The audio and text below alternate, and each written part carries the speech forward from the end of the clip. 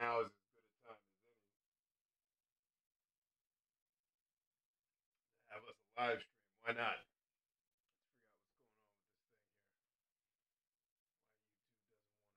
Let's figure out what's going on with this thing here. Why YouTube doesn't want to cooperate with us. Did I turn that off? That's no bueno. Let's see if I can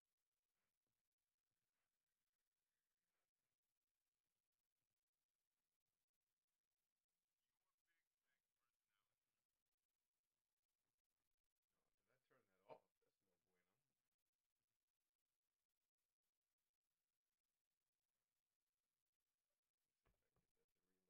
me. You'll see me here in a second once I get YouTube to stop being ridiculous.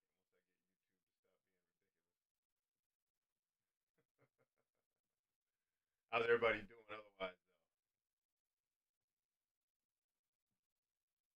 Okay, so yeah, that's fine. I don't know why YouTube has to be ridiculous about it. Christian Jackson, what's up, man? What do you guys tell me what you're seeing on screen, Christian? Do me a favor. Are you seeing an error occurred on your end, or are you just seeing a black screen? YouTube on my end, it's been a while. This is why I started streaming on Twitch.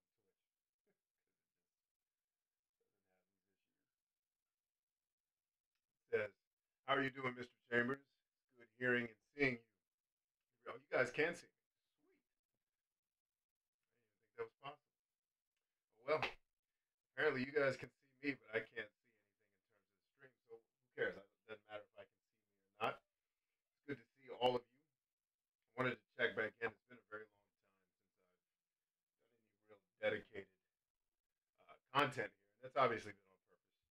If you've been keeping up with everything that I've been doing or not doing in this case, I've really been on a pretty large hiatus in order to get my mental and physical health squared away. Got kind of scary there for a while, but in the long term, I will be fine. Just got a lot of work to do.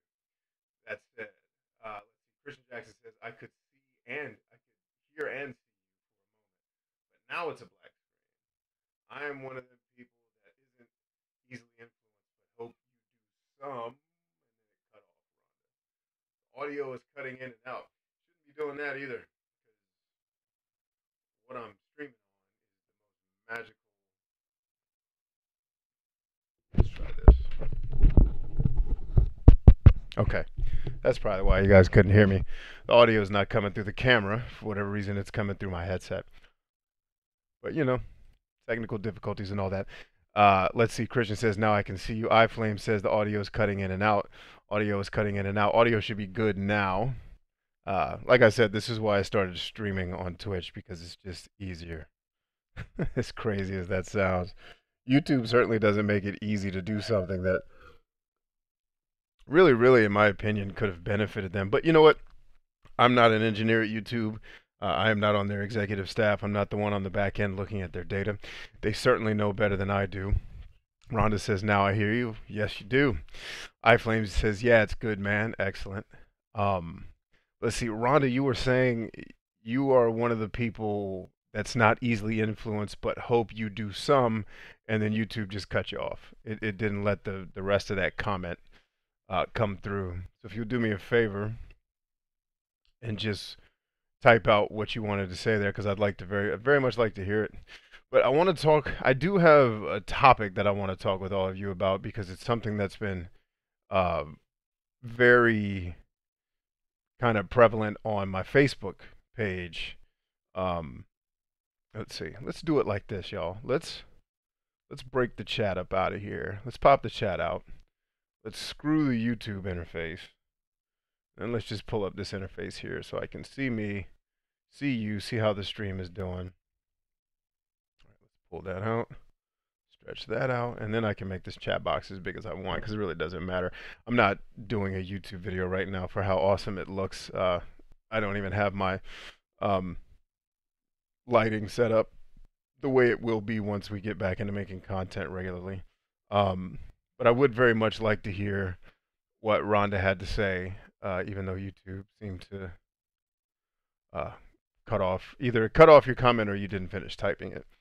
But I did have a reason for wanting to join you all tonight. If you didn't see it, I did a Twitch stream. I guess it's been 3 weeks now, maybe a month, where I said that I was pretty much not going to be making. I was quote unquote. My team and I had a meeting, and we were going to leave YouTube. But leave YouTube was a very cryptic way. Not it wasn't intentionally cryptic, like oh let's mislead everybody. It was more along the lines of the way we're approaching YouTube is not the way YouTube wants us to approach its platform. So we said, okay, where's the happy medium in that, right? Well, how can we put content on the platform that's going to be one useful for everybody that watches it, right? Like something that you all want to watch and get something good out of, uh, but or and be made in such a way that the YouTube machine wouldn't hide it from you. And by hide it from you, I don't mean malicious, like YouTube has been intentionally hiding content from you. Because I've made, in the last year, I've made tons of content that none of my regulars have seen, because the way the YouTube machine works, it decided that you probably didn't want to watch it. Like I had people hit me up like, yo, I didn't even see you made this video, man. This is really good. Why am I not seeing your videos? I'm like, well, because the YouTube machine is very smart. It's looking at everything that you're doing and then noticing that you tend to tune in when I do a very specific thing. And if you do that enough times, it's going to say, well, when he makes this other thing over here, like for example, so many of you follow me for when I used to do Myers-Briggs personality content, right? And everybody used to watch that religiously. But the minute I started saying, hey, I really don't like this Myers-Briggs thing that much, I don't hate it. I don't think it's the worst thing in the world. I just don't think it's not as effective for the purposes that people are trying to use it for. And I found uh, these other tests that were really backed by, or other tests that was backed by a lot better science, and I believed more helpful in helping people not just become self-aware, but the purpose of self-awareness is so that you can make better decisions. And when I started to produce that content, YouTube, unless I put the word INFP in the title or something, it didn't really want to get it in front of you. And it's a shame because, the 26,000 and some change people that actually follow me would greatly benefit from that content. So my team and I kind of decided, okay, how can we still put content on the platform? Because there's a lot of people that watch what we do here that don't necessarily want to go to Instagram. Certainly a lot of you don't want to go to Facebook. You made that very clear. Even though our team, like that was where we preferred to play. And you definitely didn't want to go to Twitch. So it was like, okay, how can we still put something here, but not invest a ton of time in producing it or, SEOing it, for lack of a better way to say it, so that those of you that really, really want to watch and hear what we're talking about, you're going to watch it anyway. You're gonna search for it. You're going to come find what we're doing.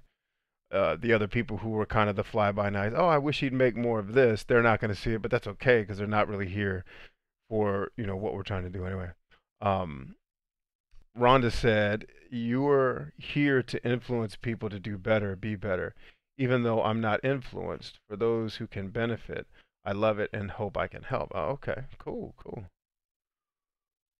Even though you're not influenced. So you're saying you're not influenced by me, or you're just a person that's just not influenced?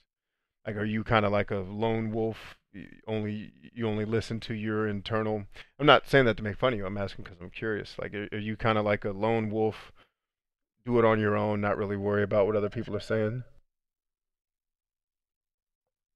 Rhonda says my main is Twitter.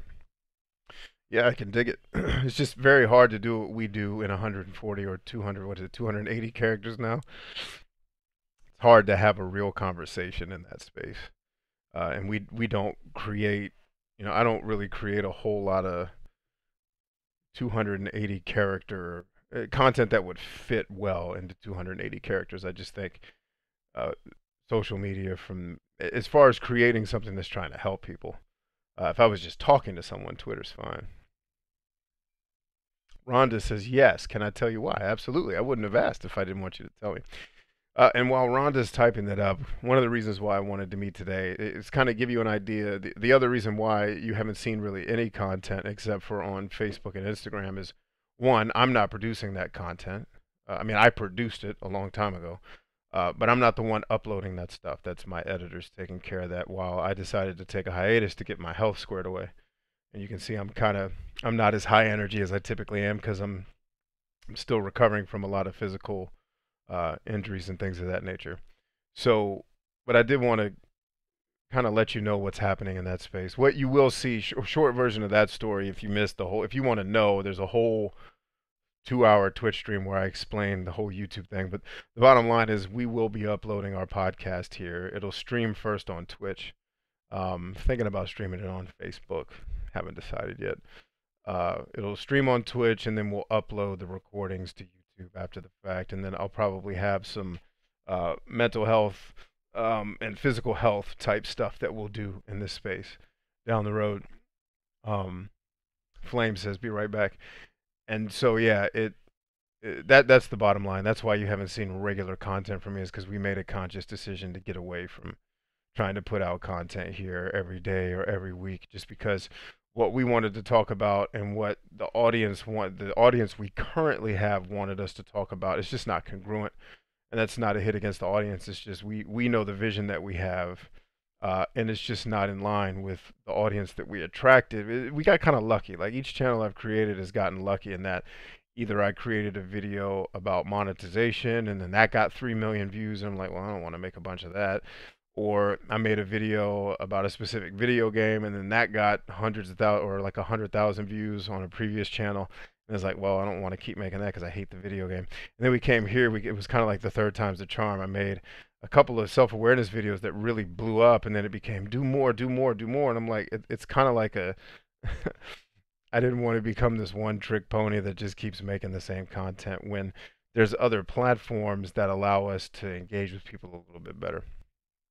So like we will make content for other platforms and then put it on YouTube for the few of you. There's roughly, out of the 26,000 people who are subscribed to me, there's about 1,000, maybe 1,200 of you that are really, really engaged.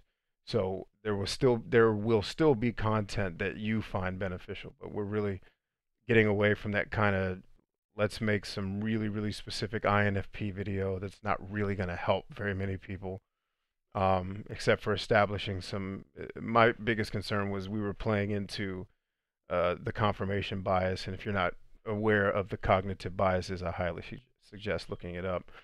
And people were using this information to kind of not justify bad behavior, but justify what I would consider complacency and not growing and not changing. Um, and I felt like there was other content that I could make that would help people with that, but they didn't really want to watch it. So we said, cool, we respect that. We're going to make what we want to make. We're just going to make it somewhere else, and then we'll put it on YouTube for those of you that just really, really want to be here and want to watch. All right, let's get into some comments, and then we'll get into what I wanted to talk to you all about tonight, which is understanding your purpose. Talk to you a little bit about, I don't want to take more than 2 minutes talking about this program that I have. Many of you, if you're in my community section, you saw that for the last 4 years, I've been privately coaching freelancers and entrepreneurs and entertainers. I'd put them kind of in the freelancer group. It's been this kind of private behind the scenes. Some of you have heard about it because you've been on some of my videos.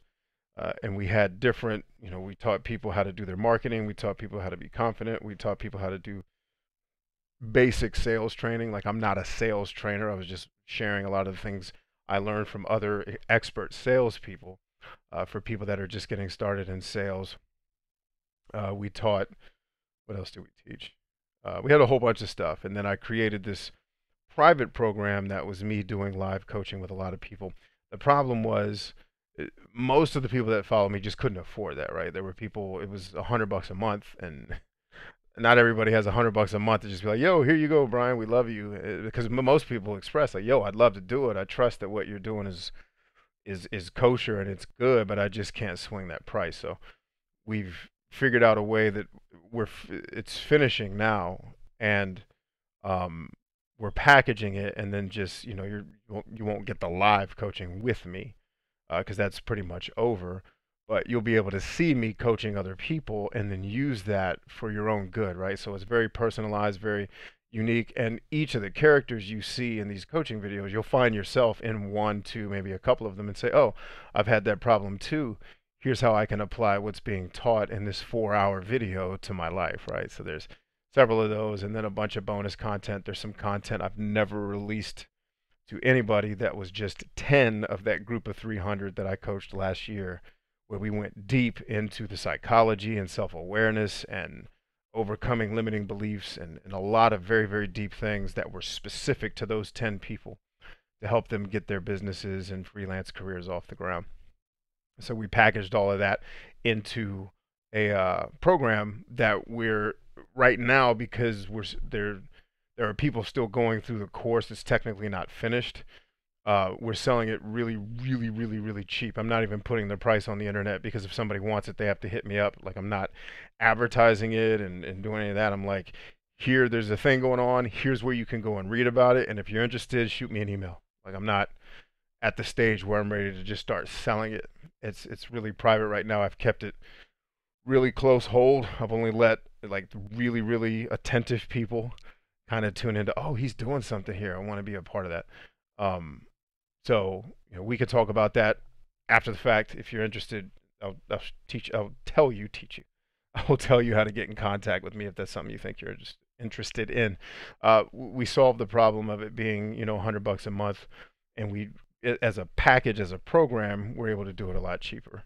My kind of catchphrase was we made it so cheap that like a college student eating ramen every night, I was that dude, could afford it if he was saving his meal tickets. But that said, what I wanted to talk with all of you about tonight was a little bit of what I've been going through, with mental health, physical health, working really, really hard to get well with, doctors and a lot of other things. Good news is I'm going to live. And I will get back to full health over time. It's just going to take time. And me spending a lot more time focusing on me and not trying to save the world and everybody else in the process. But I wanted to talk with all of you about understanding your life's purpose, which is tied to that whole spiel I just said about this program, because that's really the heart of the program, was helping people discover, or at least understand, your purpose and begin to believe in your purpose and understand what's the route you can take to actually get to it, right? Helping people do that. So we'll get into that. Let's take some of these comments. Sounds like a child is slamming doors. Hold on. Hey, Chris, this will be hilarious. Chris, open my door. Open my office. Okay, stop slamming doors. Okay? Thank you. Let's see. Rhonda says, sorry, I haven't seen your story. Tell me.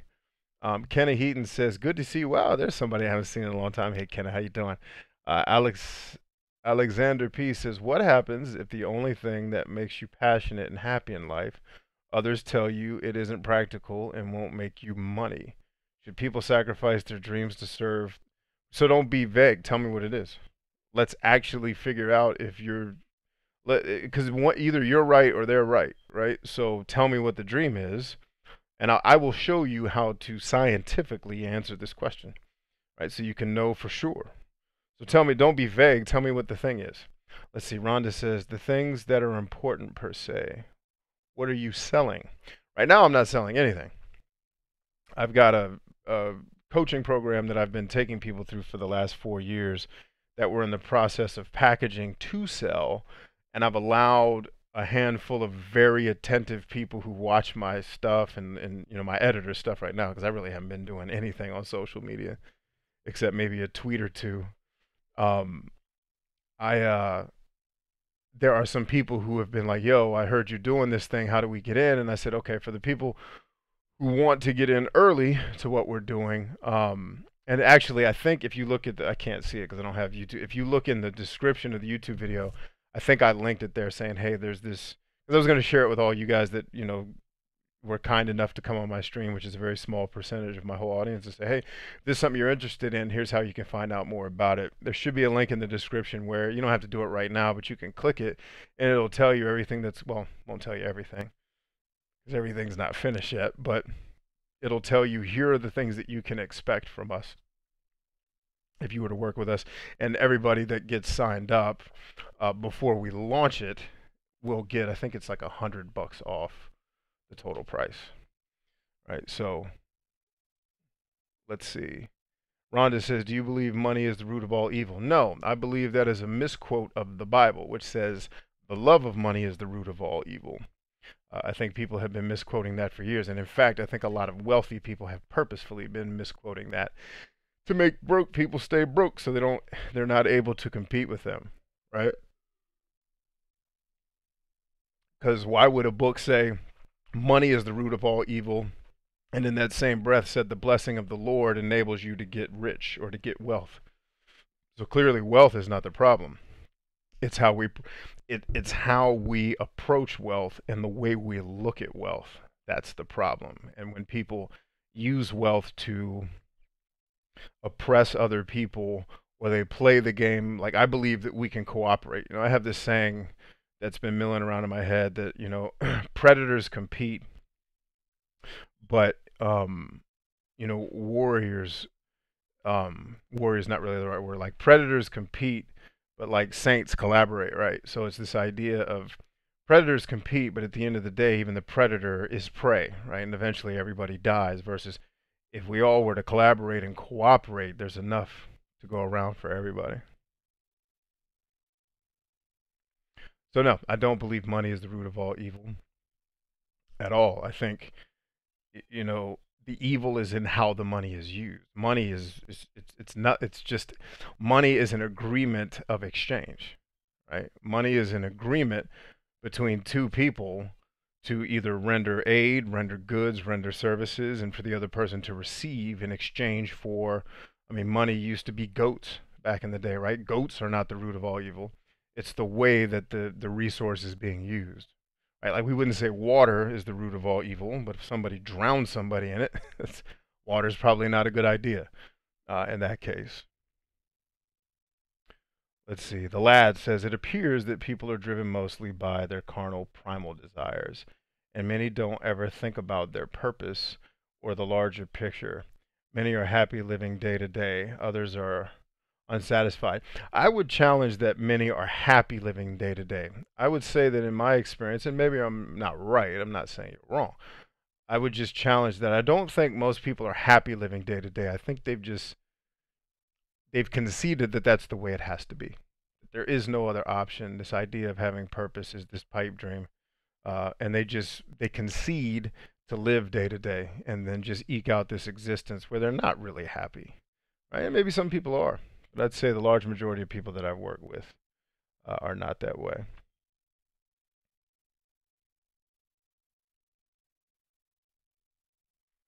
Let's see. I think are we waiting for Alexander to answer the question about his dream? His dream that's not practical. Building an airplane wasn't practical either, but the Wright brothers figured it out. Although they weren't the ones that made all the money off of it. So there's something to be said there.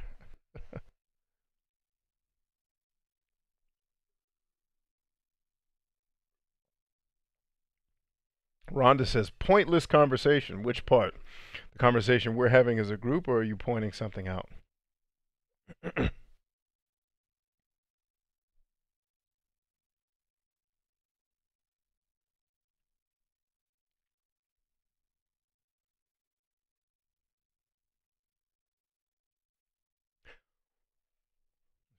I'll wait for her to come back.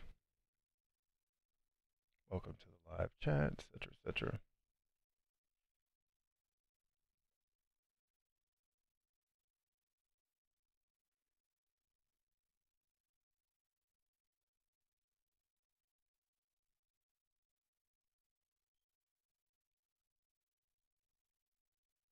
Rhonda, weren't you supposed to be telling me why?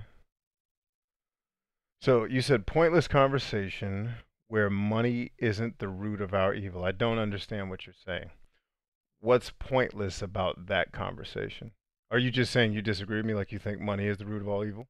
If that's the case, then I can show you uh, some Indian tribes that didn't have money, what were pretty savage and evil. or one Indian tribe in particular. I'm trying to remember the name of it. But I don't want to make any presumptions about what you're trying to say.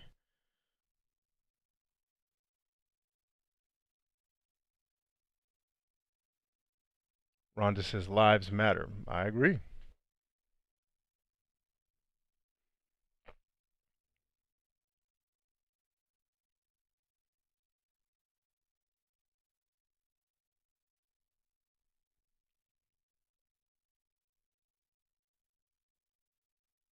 So let's turn. Kenny Heaton says, "Is there a link to the description of your health journey?" No, I haven't been filming anything about that. I sent out, if you're on my email list, I sent out an email kind of explaining the story. Uh, when I went through kind of wasn't necessarily the beginning of the story, but it was the beginning of me getting well, was I went through my military psych eval, uh, after I separated from the military. I just went through my psych eval for disability and discovered that I had, some issues that I didn't know were there, so I started working with doctors to get it fixed. Rhonda says, and not just psych eval, I had a whole evaluation for all my injuries. Rhonda says, not money, but it is today in this world. Okay. Yeah, Rhonda, unfortunately, you have a very what's the word? Very succinct way of typing your points, and I really don't I really don't understand what you're trying to say, unfortunately. So yeah, there's no link in the description to my health journey. I haven't been documenting it or making videos. I've really kind of just stayed out of that space because I haven't always had the energy that I typically have when I'm on camera, as you can see today. All right, Alexander's back in the game. Says my dream is starting my own fashion line. I'm very into design, and it makes me excited to come up with ideas for things. And I love clothing and work as a tailor, but colleagues aren't very encouraging. Okay, so let's look at this scientifically. Let me put my science hat back on, right? Or mathematically, however you want to call it. You said in your previous statement that what happens if the only thing that makes you passionate and happy in life, and I assume you're talking about career. I want to oversimplify what you're saying. Others tell you isn't practical and won't make you money. So you're saying starting your own fashion line isn't practical and won't make you money. Name 3 people who started a fashion line and made money. Write that in the comment section. While Alexander's working on that, um, I want the rest of you to talk to me about those of you who are interested. The title of this video is "What is your purpose in life?" Do you know your purpose in life? Let's start there. Do you know what your purpose is? And that's just a simple yes or no question. We'll get into what your purpose is down the road if you think you do.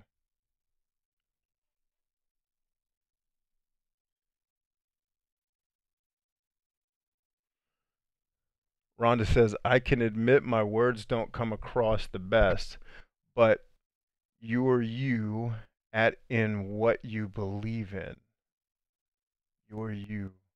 So it's not that your words aren't coming across the best. It's like you're leaving words out, right? You said not money, but it is today in this world.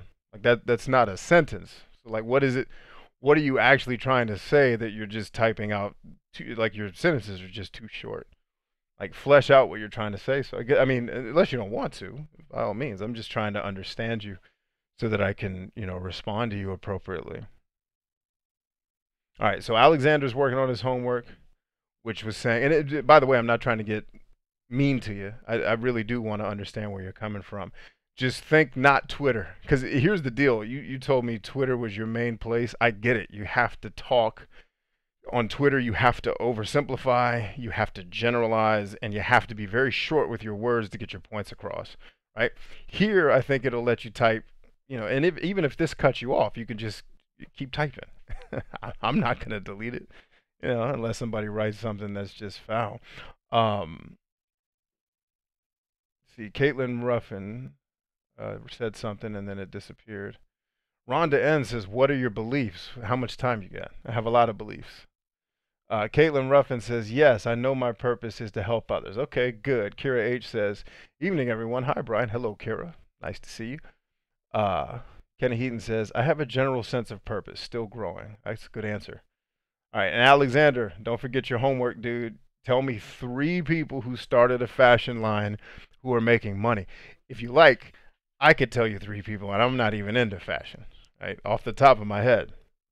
Eurolamb says, that sounds delicious.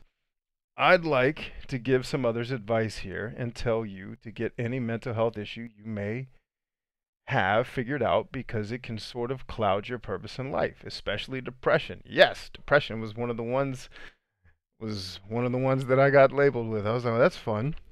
Let's get in there. Yep. Yep. Depression was definitely part of it. I was actually surprised when she told. Actually, depression wasn't the one that surprised me. I kind of knew that one. It was anxiety. Was the one that I was like, yeah, I'd be crazy. Like, do you know where I've been? Do you think I'm anxious? And then the doctor had to explain what anxiety actually is to me, to the guy that could basically have a PhD in psychology, didn't know how to properly use the DSM-5 to diagnose anxiety. But hey, man, we live and we learn. Oh no, that's from earlier. I just had a family member pass away tonight, so I was checking my text here. I'm not trying to be rude. Let's see. Rhonda N says your main beliefs. You can tell us. I like to know others. Yeah, but what I'm telling you is that question is way too broad. I have a lot of beliefs about a lot of things, right? There's no such thing as my main beliefs. Like, be more specific. Ask me about a specific belief. Alexander says, I will think more about this. No, you ain't got to think about it, man. Name three people who started a fashion line. And I'm not asking you to name like obscure friends of yours. Oh, let me help you out. Calvin Klein, Tommy Hilfiger, Ralph Lauren. What's that lady's name? The model who's married to Seal, who's got her own line. Heidi Klum, Tyra Banks. All these people own fashion lines. So the point that I'm trying to make to you, Alexander, is you said your dream is starting your own fashion line, but before you said, people are telling you that it's not practical, and that you won't make money. But there are other people who have done it that have proven you can make money. Now, the issue isn't practical and ability to make money. It's how good are you and how long are you willing to work for it, right? And if you just told me up above that this is the only thing that you have passion about, well, then clearly you should be willing to put in 10 years worth of work before to actually be able to make money doing it. So it's not impractical. There's plenty of people who have done it. Hell, Damon John, right? I'm not even in the fashion world, and I just named you like 8 people, one of which is a billionaire, who got that way from fashion. All right, so it's totally doable. What you have to decide is, are you willing to put in the work to do it? And do you love it enough to be able to put in that much work, even when you're not making necessarily the money you want to make? Right? So what most people tell you is you should get a safe job. There's no such thing. No such thing. I mean, look at all these jobs that'll eventually get replaced by robots. Those were mad practical back in the day. Not so much now. Let's see.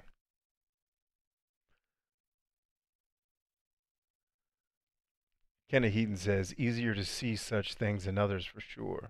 Yeah.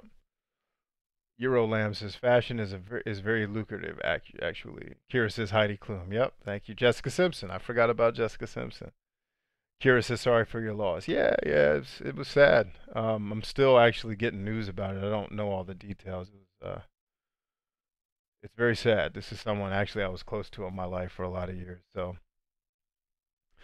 we'll, we will we will keep the torch alive. Alexander says, I'm prepared to put in the work. Now I'm curious about how those people you mentioned handled naysayers.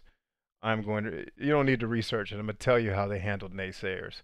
They didn't listen to them and they put in the work. And that's 99% of the problem with so many of the people that I work with is you are more worried about what someone's going to say about you than you are living a life you don't like. By the way, I'm not judging you. That was my whole professional career up to when I decided to get real serious about my business years ago. was I'm doing all these things that someone else wanted me to do. This isn't my dream, and I'm doing it because someone else is going to judge me if I don't. The funny thing is, as soon as I flipped and then started to get even a like even started to smell a little bit successful, everyone was like, "Yo, I knew you could do it." Like, wait a minute, you mean you just need to stop worrying. Your problem is you're worried too much about what other people say about you. Who cares if my colleagues are not supportive? Screw them. Get better colleagues. There you go. And stop worrying so much about someone else judging you on your journey. You want to know why? No one above you is going to judge you. Period. Except for maybe Donald Trump. But that's only if you piss him off, right? Like he doesn't care. No one above you is going to judge you and criticize you. It's always someone below you. And so what you'll see with peers is they can get very critical and judgmental. Why? Not because they're trying to save you from something, but because, oh, this dude has ambition. Oh, this dude might leave us behind. Let's bring him back down to earth so he doesn't make us feel uncomfortable for our lack of willingness to take action and take risk. That's what it all boils down to, man.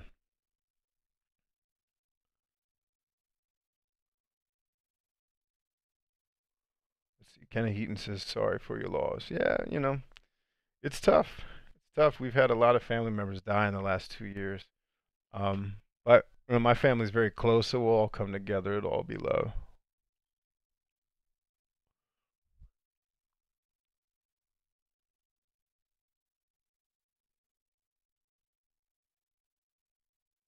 Yeah, I'm always curious about how did you handle the haters and the naysayers and everyone that's winning really, really well is like, well, I didn't pay attention to them. Why would I waste even a second? Like, do you know how many people? I can't even tell you how many people, and I'm not even like big on social media because I've always done these kind of niche topics um, that don't have a like I don't do the whole let me talk about this really popular thing that'll get millions of views, but not really help anybody because it'll just be playing into the same BS that so many other people say. And even in that niche space, having people criticize you, it's just part of the game, man.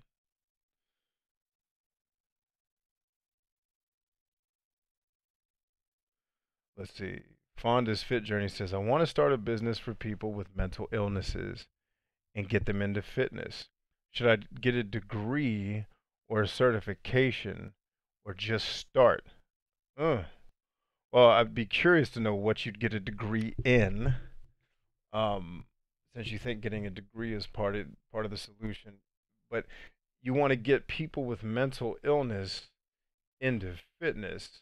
So I guess what I'm trying to figure out is, are you running a gym? Like, tell me about like, is your business just encouraging people with mental illness to move into fitness? Because then I'd wonder, how do you actually make that a business? Like, what's the model that you would use to add value to them such that someone else would give you money on the back end?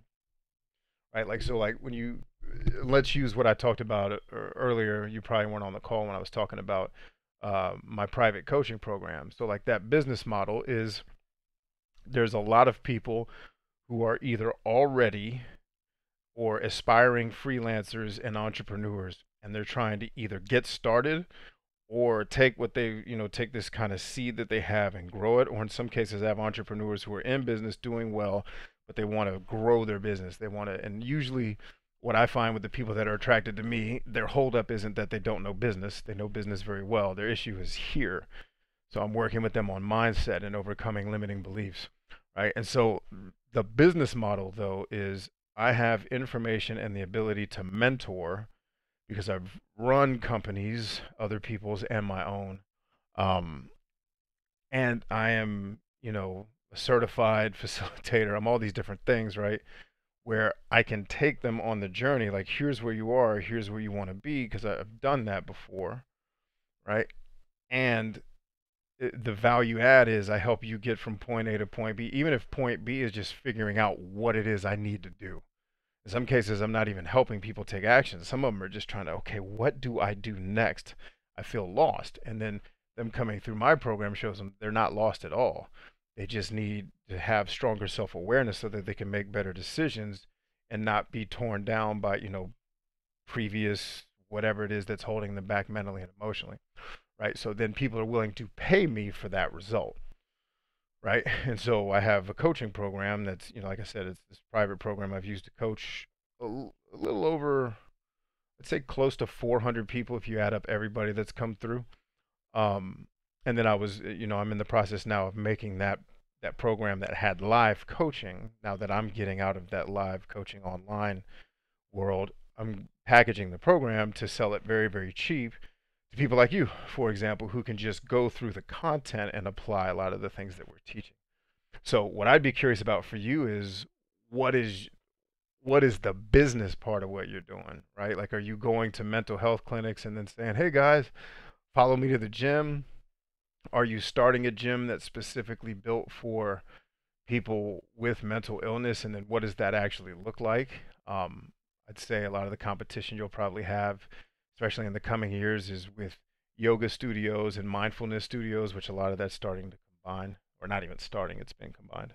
Um, so, it's those are things that I'd want to think through. Then the answer to your question is, um, going back to what you were saying, I think it's a great idea, by the way. Let me start there because a lot of what goes on in our mind starts physiologically, right? And creating a physiological change, just as a person myself who's had mental illness, physiological changes often help with mental illness and keeping one well. Um, so going back to, do you need a certification or a degree? It depends on which side of that you're on. Like, are you actually going to be a fitness trainer for people with mental health? Or are you wanting to help people with mental health, like as a counselor, and then send them to do fitness? All right, and then I'll look for your follow up comments, and we'll have the conversation from there. Let's see. Anna Chris, I think. Please correct me if I say your name wrong. Rodriguez says, "Hi Brian, I'm glad I came across your channel. It's in due time. I'm currently teaching and started getting my master's in education. Awesome, outstanding." Kenny Heaton says, "Fitness is medicine." Brilliant. It's true. Fonda's Fit Journey says, "Encourage and also a gym to get them started for a non-profit or for profit." Okay. All right. So you want to own the gym. I don't know why you would necessarily need to do that non-profit unless you had, like, are you going to raise money every year to keep the gym going? Which I guess is possible. But I think, just because people have mental illness doesn't mean that they don't have disposable income and probably would pay for someone who has an understanding of how. What I would start looking into if I'm in your shoes is what is the connection between physiology and psychology, and how does exercise of some sort or fitness of some sort affect those things, and get really, really smart on that. Now, whether that's a degree, I don't know if that exists, or some type of certification, I'm not 100% sure. Um, but you can also just get really knowledgeable, and you can hire people in those fields as you build the business that can advise you on, okay, this is what, like, so for example, Jordan Peterson, who's a famous psychotherapist, in his book 12 Rules, talks about something I was doing that I stopped doing on his advice, which was I used to do intermittent fasting. He was talking about how not eating in the morning for someone, for example, that deals with anxiety, uh, could be potentially challenging because, especially if you eat sugar in the morning, because you already potentially have spiked insulin levels, right? So we're talking about biochemistry, we're not even talking about psychology. But doing something to my biochemistry can affect my psychology, right? So I started eating in the mornings and not intermittent fasting with my training, right? So you can hire a Jordan Peterson that can advise you on those things. Let's see.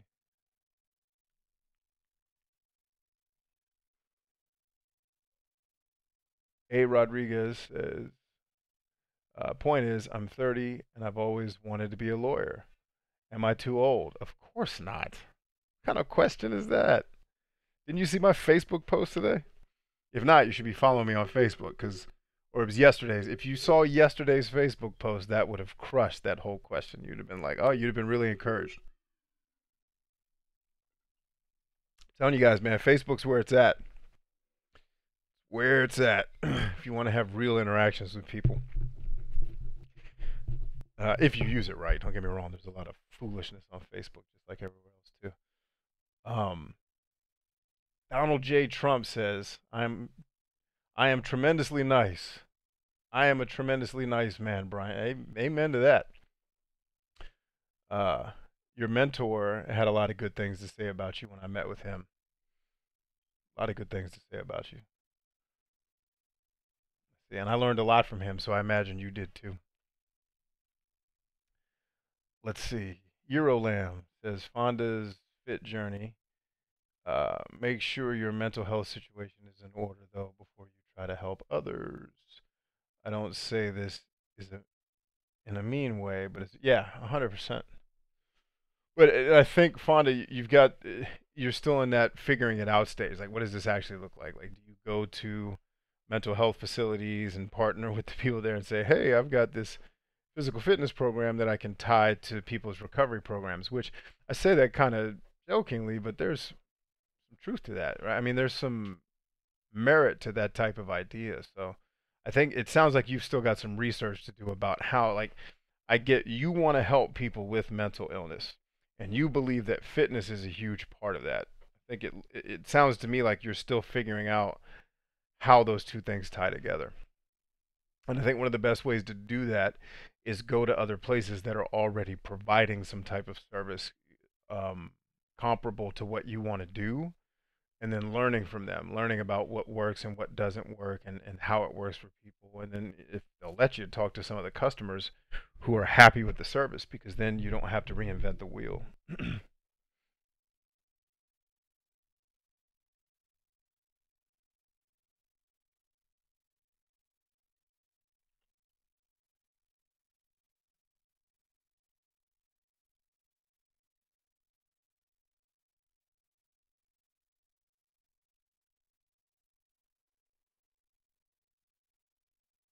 Fonda's Fit Journey says, "Thank you for that, Brian Chambers, for your input. I totally appreciate it." Yeah, anytime. Uh oh, looks like Rhonda said something angry, and the filter, the filters are out. Uh, she first said, or at least I assume it's a she. Why aren't these people gaining their own source of awareness? I think most people, I mean, anybody that's following me is getting their own self awareness. I'm certainly not giving it to them. I'm just encouraging them to go out and do it, and showing them ways to go out and do it. Because I don't. Maybe you went to a really good school that taught these things, Rhonda, but I know I certainly didn't. Self awareness was not something that was promoted in my upbringing. It was something I had to discover on my own. Well, not on my own. I had mentors along the way that helped me do it, but certainly wasn't in school.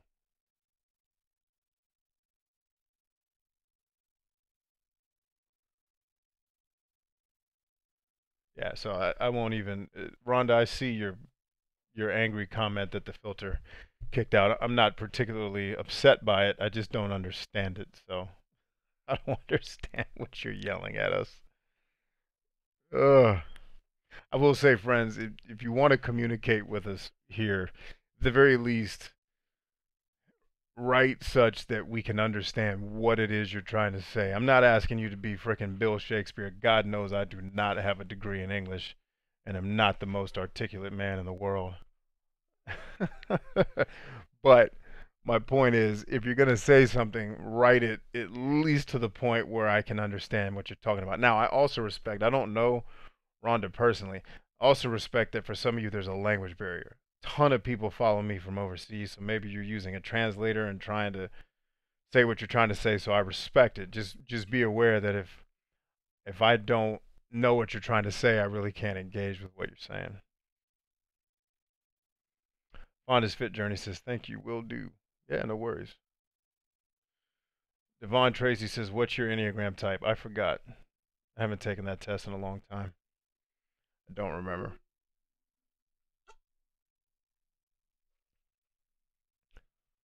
I actually kind of got away from that test and from Myers-Briggs and just started working with the Big Six.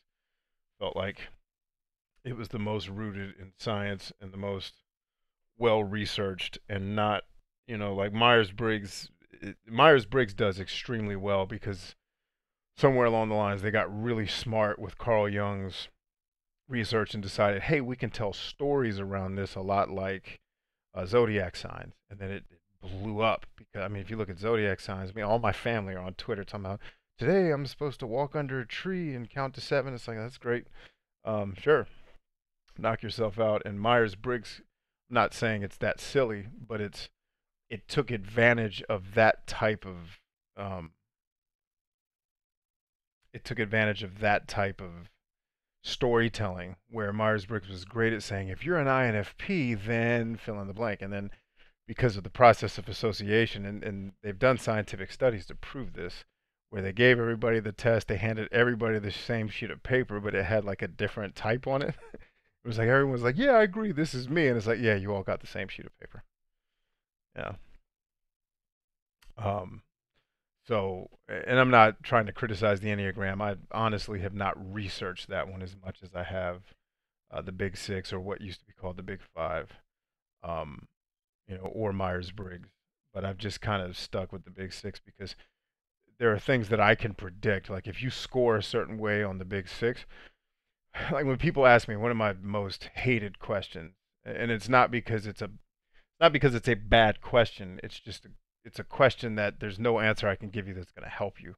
When people are like, I'm an INFP, should I date fill in the blank? And it's like, no, no, you don't understand. Like, take the Big Six test, and if you score low in agreeability, if you score low in agreeableness, I don't care who you date, you're going to be a pain in the ass, or vice versa. If the other person scores extremely low in the A, they're going to be a pain in the ass. It doesn't matter what their Myers-Briggs type is. You're not going to get along, right? So, and those are measurable traits that they can actually, scientifically measure where you fall in these cases, instead of saying, "Oh, I'm perceptive," instead of judging, which means that's why we don't get along. We have these differences because I'm intuitive and he's sensing, and it's like, no, that's not how this works. Not how humans work. Let's see. Rhonda says that Trump is against Trump, but my mind went off because not understanding Trump. Okay. Again, not understanding what you're trying to say. Kenny Heaton says, I felt like Myers Briggs gave me a place to start, but didn't bring me to a place of growth. That is a great way to put it. That was why I liked the one thing I like about Myers Briggs is it gets you thinking about yourself. It gives you a sheet of information to say, yeah, this kind of applies to me. Maybe this one doesn't so much. You can start to self actualize. And I think it's the easiest test to do that with, which is why a lot of people flock to it. Because I can't tell you how many people I've had take the Big Six or the Hexaco test, and they've come back to me like, dude, I don't even understand how to read this.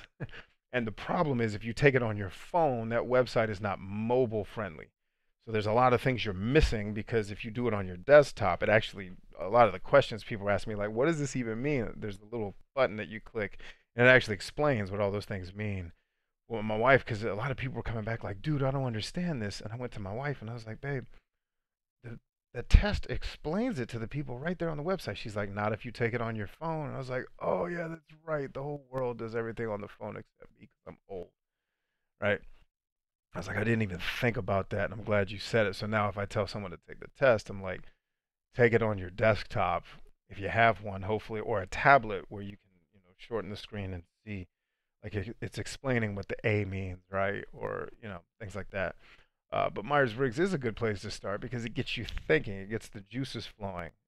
People that have no introduction to self awareness, I think it's an okay place to start.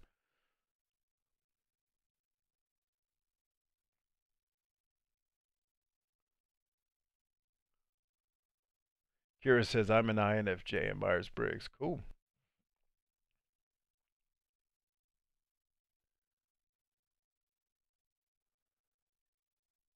Kenna says, Big Six. Is that the hexacote? Yes, it's just hexaco. So everything after the O in what you wrote the TE doesn't exist. But yes, hexaco stands for honesty and humility, emotionality, extroversion, agreeableness, and conscientiousness. Conscientiousness and openness to new experience. It's actually an acronym. Let's see. Caleb says, I was shocked when I scored in the 0th percentile for industriousness in the Big Five test. Yeah, but the beautiful thing about the Big Five is that, if the science is right and it's your personality is 80% genetic, right, which is another issue I have with Myers Briggs.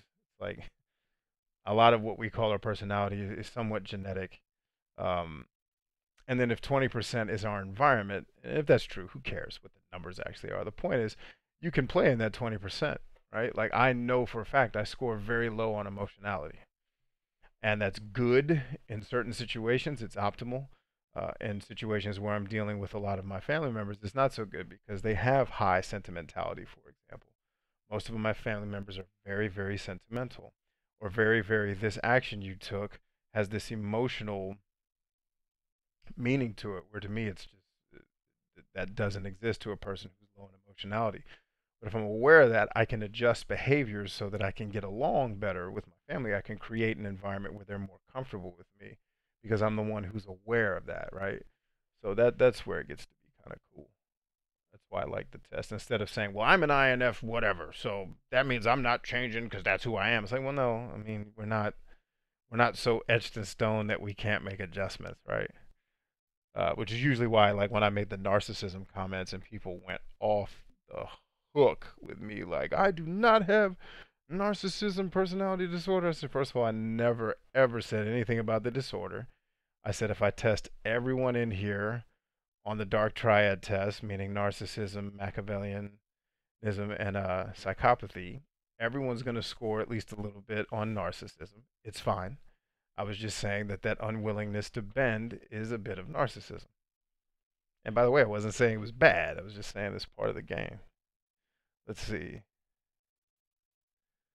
Uh, Caitlin Ruffin says, I have anxiety. How do you commit to a choice when on the inside you doubt yourself? Well, I mean, there's a lot of different ways I can answer that. And I don't know that my personal, um, like the way I would do it would necessarily work for you. It's why I recommend people who know that they have some type of mental illness definitely talk to a professional, because what a professional can do is talk to Caitlin, find out about Caitlin, what works, because what works for me may not work for you, right? Things that I might be able to do with ease may be harder for you, and something that you can do with ease may be torture for me, right? So I'd be doing you a disservice to say, well, this is how I'd handle that, right? And then have you go out and try it. I'd say very much work with a professional who can really get to know you personally and then help you work through what's the best. Because at the end of the day, that answer is inside you. And it's just working with someone who can get to know you well enough to ask you the right questions to get you to a conclusion that works best for you. Kira says, but I am an 8 in Enneagram with a 7 wing. Cool. I forgot what all that stuff means. I haven't taken Enneagram probably in a year and a half, 2 years. Victor says, I was ENTJ and I began to accept my personality. It works more than anything for that in my case.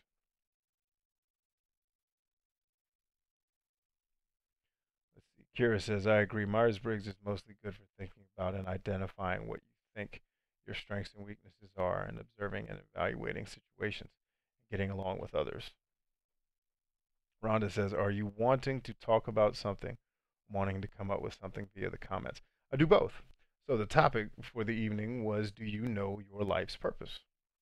Right? And then a lot of people answered that. Some people didn't. And then I typically will get into the comments because I think conversation is the most valuable piece of these hangouts.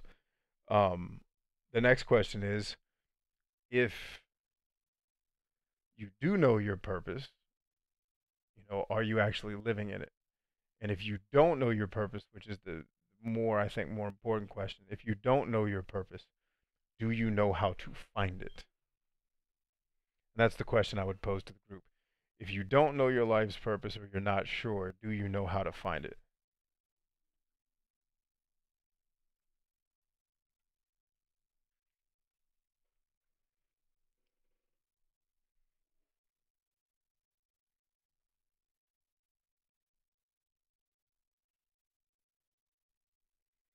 barely move this desk and everything just started. It's like an earthquake. Get back to that.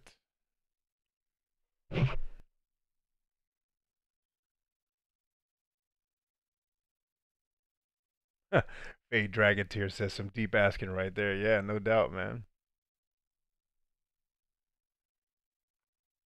Rhonda N says, "All right, then, what's your purpose? To help a billion people or more find their purpose and help them to actually accomplish it. That's my purpose.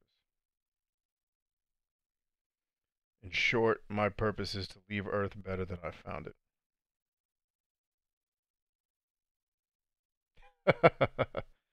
Looking at a message about my family member that passed away that my mom just wrote. That's hilarious.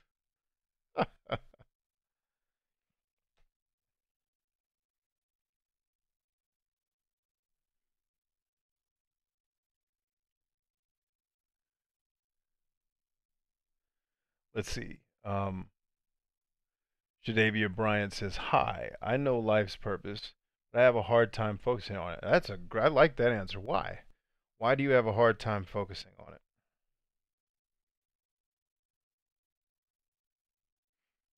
Rhonda says, "But you're only one person. How can you do it? By enlisting other people's help." Why do you think I'm on? Like, do you guys? Is anybody at all confused about why I'm even on social media? Does anybody think I come on social media because I get some enjoyment out of the silliness that goes on here, and why my content has always been so focused on helping people? Right? Like, the only reason I'm here is because it gives me the greatest opportunity to reach the most amount of people with something that's going to impact their life in a positive way.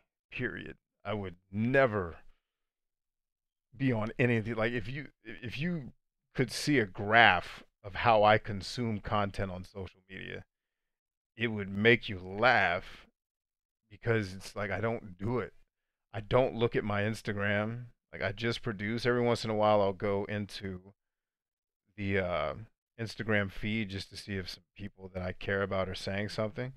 Usually they are, but they're not saying anything I need to respond to, so I just move on to, okay, here's what I'm saying today, and then I'm responding to people who respond to me either with questions or comments. Right? Facebook's the same way. I don't like my mother-in-law all the time. She's like, "Yo, I sent you this encouraging video on your Facebook wall." I said, "Mom, I don't use Facebook." I said, "I have a Facebook business page. I have an editor that runs it, and I respond like I am the one responding if someone leaves me a question or a comment, but it's my editor that's actually producing that content, right? So it ain't me. Like, I haven't produced a piece of content on Facebook. I don't know how long, right? So, and I'm certainly not on other people's Facebook pages reading what they're talking about. Take Twitter for example. I just started reading people's Twitter comments, and it's because there were some conversations I wanted to get involved in that were happening there. But all again focused on, and some of it's like my hobby stuff, but nobody pays attention to that stuff, so I don't talk about it anymore. And then YouTube. YouTube is about the only platform where I really consume content. But if you looked at, here's all the crap Brian watched in the last week, it's all these podcast interviews with people like Jordan Peterson, Neil deGrasse Tyson. There's a couple of videos in there about video game collecting because I'm trying to find cheap ways to plus up my collection, which you can see behind me. And then it's like Tony Robbins. It's all the stuff that I do for other people. I'm consuming other people doing that, and that's it. Like, how am I going to do it as one person? I'm not. I am going to reach. I mean, I've already reached over. I want to say, out of all the stuff I've produced, I've reached about 7 million people. Right. So from those 7 million, somebody in there is going to also reach people. Right. And in fact, some of the people that I worked with are now reaching billions of people. That's how I'm going to do it. It isn't just going to be me. That would be, I mean, even, what I tell a lot of my students in my coaching program, when they get down because they don't have a big following, especially the entertainers, they get depressed because it's like, oh, I don't have this big following. I'm like, you realize you have more followers than Jesus Christ did when he was on earth, right? Like, now Jesus has over 1 billion followers. That took only a couple thousand years, right? PewDiePie has 100 million followers now, right? You have 50,000 followers now. That's more people than knew that Jesus existed during his time, right? So it's like putting it in perspective for people. All right, let's see. Kira says no, but I know uh, it will be revealed to me as I continue to respond to people and causes that I feel important to me as I grow every day. Cool. So what I'd encourage you to do, Kira, is just is reading more about, and if you haven't been through my 69 pillars, I encourage everybody to go through my 69 pillars of success course, which is a part of my bigger package course. But you can look at it for free now. There's a video in there called the 5 pillars of self-awareness, and that whole video is designed to help you. It's kind of the beginnings of understanding what your purpose is. And there's actually some tools I show you to use that help you figure it out. Like, oh yeah, I didn't think about that. Oh. So instead of kind of waiting for it to be revealed to you, there's some proactive things that you can do right now to start to understand it. Let's see. Caleb Crawford says same. Victor says mine has long-term goals. I want to become a writer. The only annoying thing is the wait to become great at it. Okay, so yeah, you want to become great at writing. The rule of thumb for becoming great or becoming an expert at something is 10,000 hours of doing it. So let's just anoint you as a writer, Victor as a writer tonight, and you are going to write at least 2 hours a day, every day for the rest of your life. So let's add that up. If you wrote for 2 hours a day, right? Let's do some math. 2 hours a day.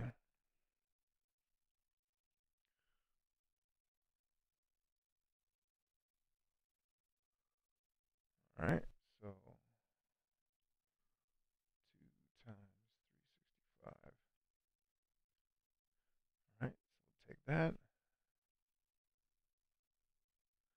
If you wrote 2 hours a day, it'd take you 13 years to be an expert, right? So let's do the math. If you wrote 5 hours a day, it would take you roughly 7 years to become an expert. If you wrote 8 hours a day, you see where I'm going with that? Like, the more you do it, the better you're going to get at it. And make sure when you're doing it, you get other good writers to peer review it so they can help you get better. Caleb Crawford says, I hate enlisting people's help, unfortunately. Well, sorry, brother. You're probably going to have to leave Earth if you want to do all this by yourself. Shadavia Bryant says, I discourage myself and I get distracted easily. Okay, so let's start with discouraging yourself. Why do you discourage yourself?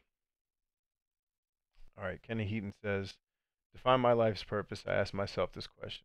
On my deathbed, what could someone say to me about the influence I've had on them that would bring me to a place of peace in that moment? That's a great question. I like that. So Shadavia Bryant says, also, I don't know where to start at times. Again, reference my 69 Pillars of Success program, and then it's the third video, because the first video is the welcome video, but the third video in the program is the 5 pillars of self-awareness. And in my coaching, my private coaching program, I have like an advanced version of it where we go through the 5 pillars, but then we have a video where I take each individual through the 5 pillars for themselves, which is where I think you all will get some of the biggest benefits out of that program is by going through that part. Let's see.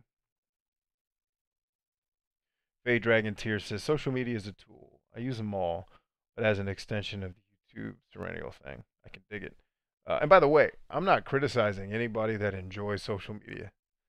Please, if it's your thing, like you love going on Twitter and looking at AOC yell at some conservative or, you know, hip hop drama or Little B the bass god. I mean, who doesn't love Little B the bass god? She's sending you love messages and hiring Ukrainian um, strippers to put "I love little," like it's hilarious, right? If that's your thing, I'm not criticizing you at all. Live it up. It's just not how I do it. Social media is a tool. Let's see. Kenneth says, if they said that I helped them clean their house, I'd be left feeling empty. But if they said I helped resolve some internal conflict they were dealing with, I would be satisfied. Okay, so then you've got kind of the beginnings of a life's purpose, which is you're helping people resolve conflict, right? And then you take that as kind of the seed, and then you branch. Okay, How can I turn that into something that's bigger than just my inner circle? Victor says, yes, it's important to manage time on the internet for the productive stuff. Faye Dragontier says, I've definitely gotten a lot of motivation and food for thought from your content over the last few years. Hey, man, thanks. Appreciate that. Kira H says, I have watched the first 3 videos of the 69 pillars. Okay, so then when you got to the fourth pillar of self awareness, what did you do with that? Did you actually do the exercise?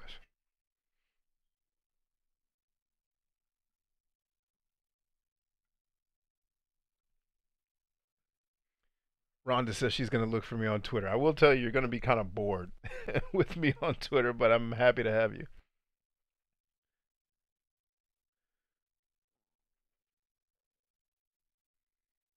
Twitter, I don't say much because I understand that Twitter is a news network, which means I either need to be really entertaining or really polarizing, and I'm not much of either, at least not yet on the internet. So a lot of people don't pay attention to what I'm saying on Twitter.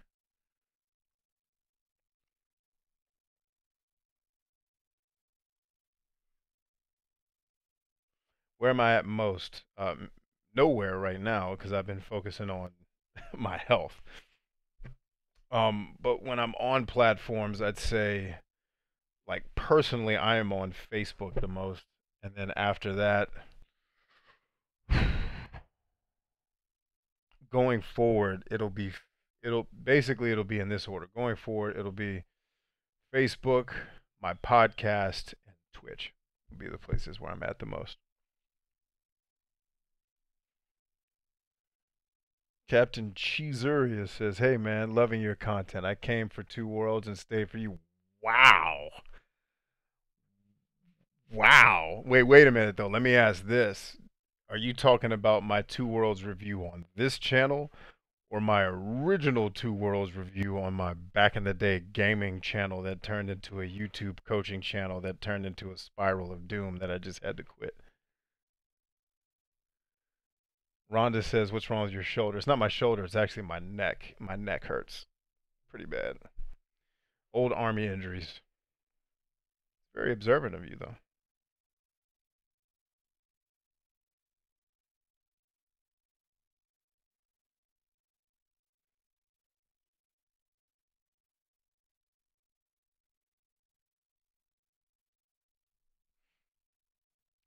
Let's see.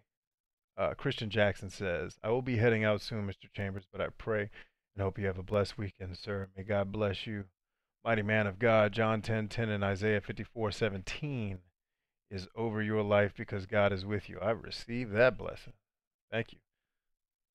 Now, I've never been good with the ad. As much as I've studied the Bible, I've never been good with the addresses. Like, I'm always intrigued by people who can memorize. That's actually Isaiah 54:17. Like, what? Now I'm going to look it up because I'm like, hold up. Let's figure out what Brother Jackson is talking about.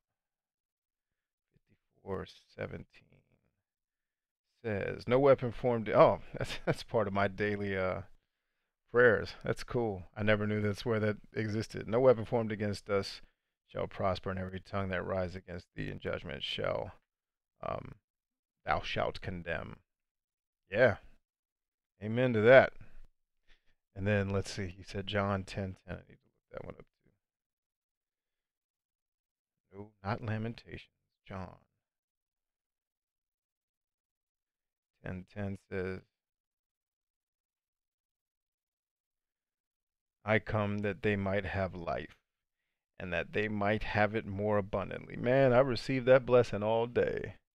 Let's see. Captain Cheesurius says the review in this channel. Okay, for a minute there, I thought you went way back to the first video I did as like a YouTube dude. Back in, what was that, 2000, like October 2012 was my original Two Worlds review. I went back and did the PC review because people yelled at me for so many years. Like, this game's not as good on the Xbox 360. I'm like, yeah, I'm aware of that, bro. Still love it. I say, okay, you did see the Brian Chambers Legacy. Cool. Cool. Wow, that you go way back then. That was my first. Actually, I think was Two Worlds first or was Borderlands 2 first? I think Two Worlds was the first game. I think Two Worlds was the first video game review I ever did on video. I had been reviewing games for 2 years or so on my website, and then I started working with Dan Shu on his website, along with a bunch of other cool cats. And then I saw Mark from Classic Game Room do. I was like, man, I could do that, and that sounds like a lot more fun than this writing crap. Kizuria says, but I watched it last year. I'm not from back then, but still, hey man, I appreciate that. The fact that you watched anything I did is a blessing. Kenny Heaton says, I have to sign off. Time to serve dinner to my family. It's been so good to hear from you again. Blessings. Likewise, Ken. Very good to hear from you. I'm actually going to sign off here in a second, too, and go check on my younglings who are all, I'm sure, engaged in the Xbox One. Jadavia Bryan says, I think I have misspoke when I said I discouraged myself. I'm caught in between settling to get through life versus pursuing my dream. Okay, great. So why would you choose, and this is a personal question, not a general question. Why would Shadavia choose to settle versus going after the dream? Faye Dragon Tear says, so since we're talking about purposes, I recently put my everything into a video. It didn't do well, but I kept on. Recently, I actually got some attention, and I'm trying to do a follow-up. My issue is I don't know how to top myself. Interesting. Like anything else, feels like a step down. Been struggling with those next steps. Yeah. Oh, dude, I can relate to that.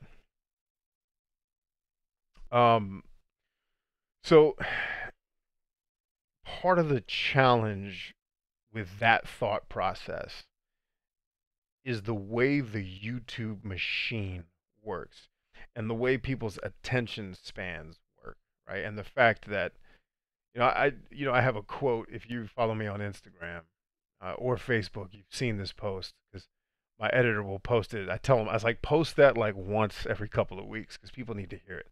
And it's a quote that I wrote, but he'll put it on different people's pictures and stuff. And it's like, actually, it's a quote that I took from a very important preacher in my life, and I just modernized it and put cuss words in it for modern times. And basically, it was stop trying to be so damn perfect all the time. The only person that walked this earth that was perfect was Jesus, and you saw what his fickle ass fans did to him. So, what do you think they're going to do to you when you get perfect? Is the whole quote, right? The Instagram version kind of shortens it to, the only person that was perfect is Jesus, and you saw what his fickle ass fans did to him. And I don't mean to call a person fickle, but our behaviors can be very fickle at times, right? So it's when you put something into the machine, you put your heart and soul into it, right?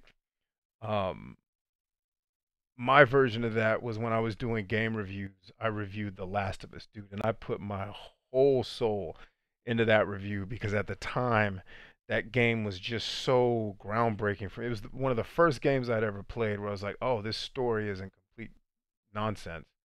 Like a game that's focused on the story isn't making me bored to tears because the story is so generic and ridiculous. I actually care about these characters and what's happening to them. And so, I put my whole soul into this video. And now keep in mind at this point in the story, I've got a video that has 1 million views. I've got videos that have tens of thousands of views. And then I put this video out thinking this is my masterpiece gaming review, and about 600 people watched it. And that was the first clue, like, oh, I kind of get how YouTube works. I kind of get that I just reviewed a game that other 1 million people that are way more important than me in this space are talking about. How do I cut through the noise, right? How do I play the game the way the machine wants me to play the game? And that was, at the time, it was a little bit hard for me to accept because it was like I was making a statement with the game, but it was a statement that, and this is at the same time as like this perfect storm of YouTube is getting younger, right? So people who are my kids' age now were coming to the platform then, right? Which this is 7 years ago, and it's or no, this not even that's like 5 years ago, 4 or 5 years ago. So YouTube's getting really young. There's no real space for philosophy, which is what this whole discussion was. It was this philosophical discussion of how a video game can actually tell a concise, but very emotional story, especially for a father who had to watch some of the things that happen on screen to this guy who has kids, who has a daughter, right? And so then 600 people watch it, and you start thinking, well, why the hell am I making these videos? And then some stupid video I did about dying light, where I was just being an idiot and singing songs about pimps and some other stupidity that my business partner loves when I sing those songs. By the way, he thinks it's hilarious. And it's, at the time, I had early access to the game. Nobody else, not a lot of other people were playing it, and 60,000 people just watch it. Bam, or 50, whatever many it was, I don't remember. And so now my channel starts exploding with, for the first time, I'm getting 1,000 subscribers every month. And I'm like, okay, that's what the audience wants. Is the clown version of me, not the dude that actually has something of substance to say to people. Um, and so it was really hard to say, well, if I had to make 100 of these Last of Us videos, which wasn't easy to make because I had to get the footage, I had to get the writing, and you've reviewed games before, and when you're trying to read a script and make it sound like you're not reading a script, it's freaking hard. There's a lot of takes, and I hate takes. Like I'm a off the cuff. Like even when I do keynote speeches, I usually very rarely have something written. I just know what I'm going to talk about. I go out there and I do it. But to read a script, because I've done commercials before, I've done voiceovers and stuff, and it's harder. And it was like I put in all this work, but I would do that 100 times before I do another one of these stupid dying light, clown festivals where I was just being an idiot because I was bored one night, and that like this is what blows up, and it was timing, right? It blew up because a ton of people were interested in the game. I happened to title it something that people were searching for, SEO and all that jazz, and it was actually entertaining. This philosophical discussion about how The Last of Us was really the whole point of the story of The Last of Us was asking the audience the question, is humanity in its current state worth saving? And although this is this dystopian future, you can see a lot of connections to the way we live today to what's happening in that game, minus, the violence isn't as bad, or at least it's not as widespread when it is bad. And it's, should we even save this species of people that are so horrible? And the game takes you through a journey and then gives you an answer, right? Like we get to the end of the game, I'm not going to spoil it for anybody. But you get to the end of that story and it's like, oh, there's your answer. Got it, right? And good or bad, it's really up to you to decide whether saving the world was the right thing or not. Blah blah blah. And I had never played a game where the whole purpose is to save the world, and then it's like, should we? Like, we sure we should do this? And handled it so well. It was a very philosophical discussion, and obviously I have these discussions that I host on YouTube that get very philosophical. And nobody wanted to have it. 600 people wanted to have that discussion. And so it became this, okay, do I have a place here? But then you start to look around, there's other people who are able to pull this off. Maybe I'm just not good enough. Maybe I haven't been around long enough. Maybe I didn't strike the right chord. I can make 1,000 excuses why that video didn't blow up. The reason why the video didn't blow up is because it was a bad choice. There's going to be a million other people talking about this. Your little thing is not going to be special to anybody but your little core audience, me, not you. Um, and you shouldn't have had higher expectations than that. So to get mad at the system or to get mad at the audience is ridiculous because I decided to make this video that I should have known better. Right? So going back to your point, when you're creating something that you're really passionate about, but the numbers don't play out, you have to get away from the numbers. Right? I have a video out right now that's got 400 views, and it's one of the most important videos I've ever made. Right? On a channel that has almost 30,000 subscribers, 400 people decided to watch it. Why? Because it didn't agree with the YouTube machine. Which the YouTube machine, I can tell you right now, if I make a video tomorrow about INFPs and I title it in a way that's going to get clicks, I can guarantee you 100,000 views. Right? It won't be overnight, but over time, it'll get to 100,000 views. I have several in the blocks right now, two of which are about to hit 100,000, and then I see the ones that are making their way up in the ranks. Right? The machine wanted me to play the game a certain way. I gave the machine the finger. Now I have to accept the reality of if I give the machine the finger, the machine's not going to help me the way it's going to help me if I play ball. Right? And I watched one of my, an acquaintance of mine go through this in the music industry where he was making hip hop and making hip hop and making hip hop, and the underground audience loved him, kind of like me. I was that underground dude when all the other people were starting to blow up. The Tim Schmoyers and the people of the world that were really starting to get big, and I was kind of that underground dude that everyone kind of came to on the side after they got their fix with all the bigwigs. And so I watched a friend go through the same thing, where it's like, he's awesome, man. This dude is the next Black Thought. This dude is the next Most Def. This dude is that. This dude is this. And then, but couldn't get the record sales, got dropped from his music label, and it was just like, what am I doing this for? And he even had songs where he's asking the audience, like, what do you want me to do? Like, I'm not going to make music about pimping and killing people because that's not my life. And I'm certainly not going to make this, what we call cooning music that this other, culture of people love. That's not who I am. So what do I do? And then he decided he made a whole separate type of music. The minute he made that flip, he got a Grammy nomination his first year as a musician. And he switched from hip hop to more soul R&B. Right? And the minute he did that, he was a Grammy nominee overnight. And it was he had to figure out, okay, where is my space in is he a well-known household name? No. And does he still make hip hop? Yeah, he just put out an album earlier this year that was freaking phenomenal about getting colon exams and stuff that real men go through that is never going to get played on the radio because he's talking about, getting cancer exams. But that's what real people go through at our ages, right? They are doing things to be healthy, right? Talking about mental health and dealing with stuff like that and stuff that kids don't want to listen to. So you have to make, when I made that video, and I just made it a couple weeks ago, I was laughing. I was just like, oh, I watch about 1,000 people will watch this when it's all said and done. Right now it's at about 400. And it becomes this, what am I doing this for?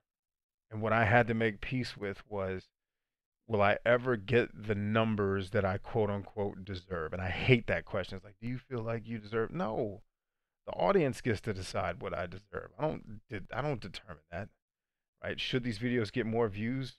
That's up to the audience. It's not up to me to decide. Would an a bigger audience benefit if they actually took the time to watch this? Absolutely, but I don't get to tell them to do that. I'm not their dad. I'm not their God. I'm not their big brother. I make it and people consume it. But what I did start to realize was that 600 people that watched that one video, or the 400 people that watched this, that's who I'm playing the game for. And there's millions of those 400 people around the world. They just might not be hanging out on my YouTube channel. So what I have to do is duplicate myself in a bunch of different areas. Because I guarantee you, mark my words, when we relaunch our podcast later this year, once I'm, green and clear on everything with my health, um, just watch. You're gonna see. It's gonna take a little while, but then all of a sudden, you're gonna start hearing about me in the podcast world. And you're gonna start hearing me on other people's shows because it took me a couple years to figure out. Oh, it's my voice that people are coming for, not watching. Because people, who's gonna watch this video after it uploads? I'm not even gonna upload it. I'm gonna freaking hide it.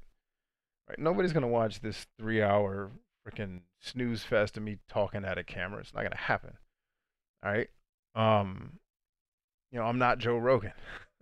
I will. I have sat and watched Joe Rogan for 3 hours when he interviews someone like Neil deGrasse Tyson because I'm learning. Right. But how many people are coming to YouTube to learn? Lots of people. But they're not here every day. And it was funny because when I had the conversation with my business partner about leaving YouTube, he's like, "Why are you doing this?" I said, "Let me ask you a question, dude," because my business partner is older than me. Right? He's about 10 years older than me. I said, "How often do you come on YouTube?" He said, "Ugh, maybe." I was like, "Be honest. How often do you?" I said, don't. I'm not asking the question to ask you, how often do you watch my videos? How often do you come on YouTube? He's like, "Dude, maybe twice a month." I said, "Exactly. The people that I'm trying to reach aren't here, so you're going to watch the podcast explode. But then what's going to happen is the podcast explodes, and then everything else benefits because of it, right? Like I am astounded that someone as boring as me has been able to amass an audience the way I have. Because I don't do polarizing stuff. Like I don't get on here and talk about Trump or any of that. Frankly, I don't care. Freaking, I hope Martha Stewart and Snoop Dogg run for president, just so I can watch the entertainment. But it's, um, I don't talk about a lot of those things. I talk about very focused. Here's how to get better in certain aspects of your life, areas that I've, or other people have mastered, and I'm talking about these, these great people. So I say all that to say it's a very long answer, but it's a very complicated subject to just give you some stupid, hey, just hang in there, BS answer. The answer is you have to decide what you're playing the game for. What I had to decide was I'm playing the game for those 400 people that watch the video, not the 20, not the 26,100 that couldn't give a crap if I make another video. They just subscribe because I gave them a quick dopamine rush because I made a video talking about them and it made them feel good. I'm not angry at them. I'm not resentful about that. I'm glad they got anything from me. They got one video, and like I've had someone in my Instagram feed say, "Dude, those videos changed my life." Dope. Even though I don't make them anymore, I'm glad. Hopefully they're serving you well. I hope you're doing well, right? But my point to you is you have got to get away from the numbers and decide who and why you're playing, who you're playing the game for, and why you're playing the game, so that when that 400 video comes in, you actually smile instead of getting upset. It's, yeah, there's my people. That's my 400. Because even if you're looking at it from a business perspective, I have a video right now that's done less than, I think it's done like 12, maybe 13,000 views. And that video has brought more money into my home than, I mean, I don't think any other video has brought. Maybe the video, the 2 million view video did years ago. But that little 13, and then there's another video that's like 20,000. And the reason why the 20,000 video brings money in is a review for a product that you can buy with a link. Nobody watched that crap. Maybe 20,000 people, but and none of those people are even subscribed to me, right? So it's, you can't play it for the numbers game. You have to decide why you're in the game and who you're playing it for, and just go hard for those people, because those are the people that are going to be there when YouTube melts down and you got to find some other platform to go hang out on. My Twitch channel has 98 followers. You're talking about a guy that has close to 40 some thousand subscribers on YouTube, millions of views, 10,000 followers on Facebook. I got 98 people on Twitch. I don't care. That's my crew. I'm in the game for a very different type of people. Um, and that's really what you got to decide is if you start focusing on the number, oh, this video didn't do as well. If what you want to do, going back to your question, is more of that, then do more of that. And just take those 300 people who actually pay attention, like the 12 people who've been listening to me tonight, take them on the journey with you. Because you could do a lot with those 300, those 400, those 500 people, way more than you can do with thousands of people that come around only once because you made something they liked. All right.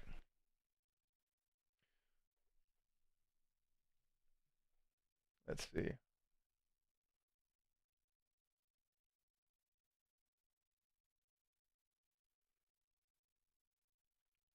Let's see. Shadavia says, "Thank you for your help. I will watch the 69 Pillars videos." Cool.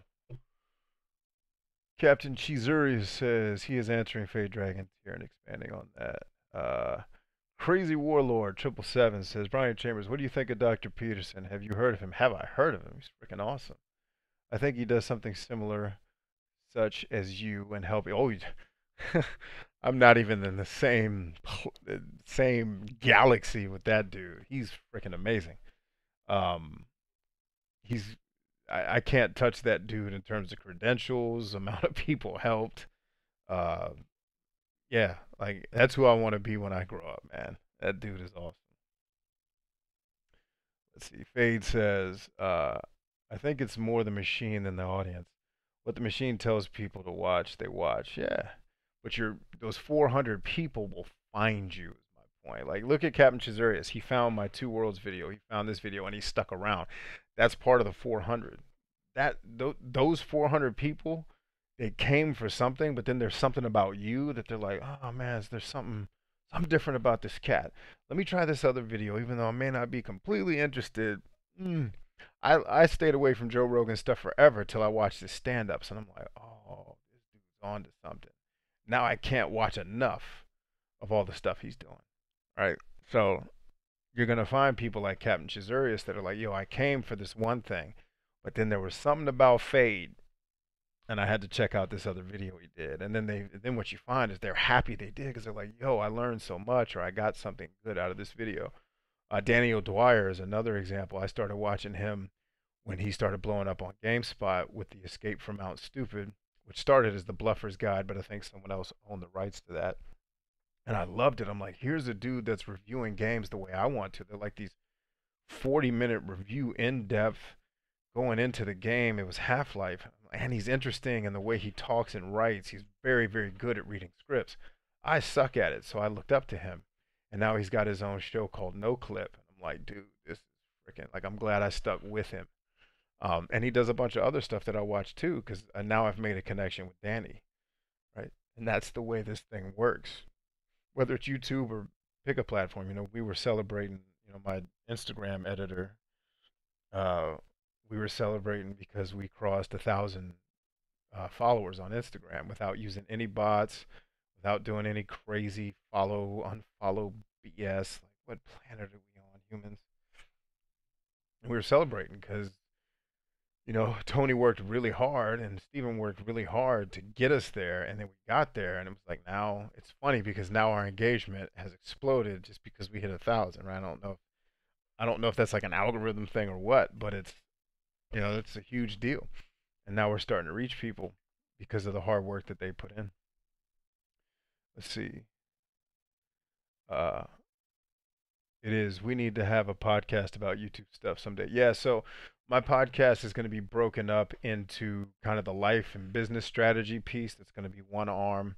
I will actually have a gaming show where I talk about games probably once a week or once, however often I have a topic I want to talk about.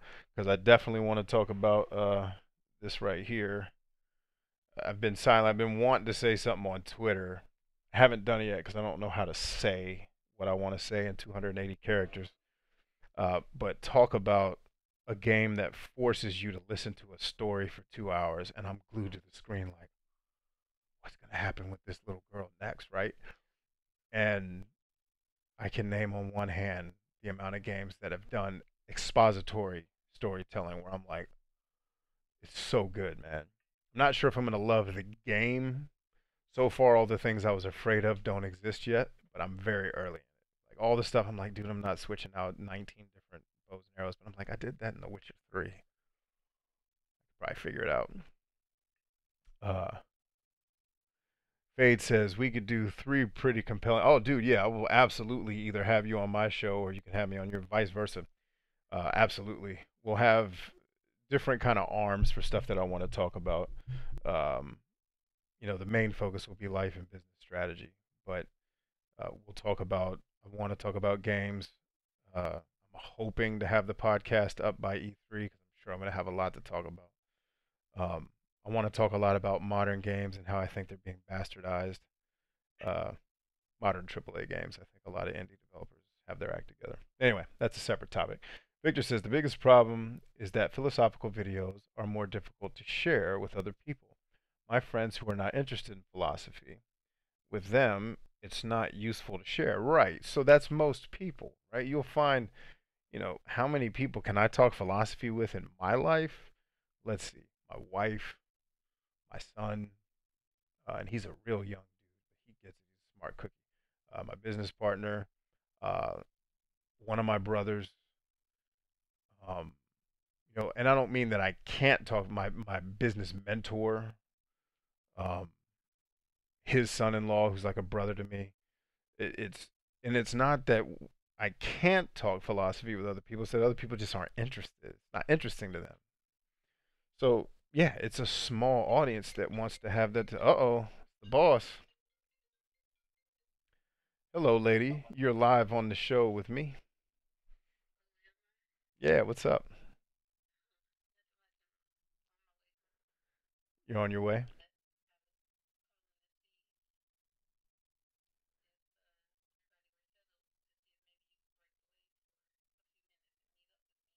Absolutely. Where do you want to meet?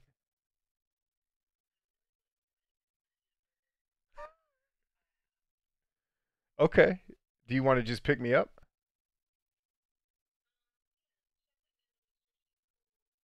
She's fine. She's got Zach. Everyone, you know what everyone else is doing. They're on the Xbox. Say what now? She's no. I mean, she still says she's got her little mask on, trying not to get everybody sick. But she's been doing dishes. I tried to get her not to do any work and make the boys do it, but she did it anyway. But yeah, just pull up. How are you leaving now, or have you already left?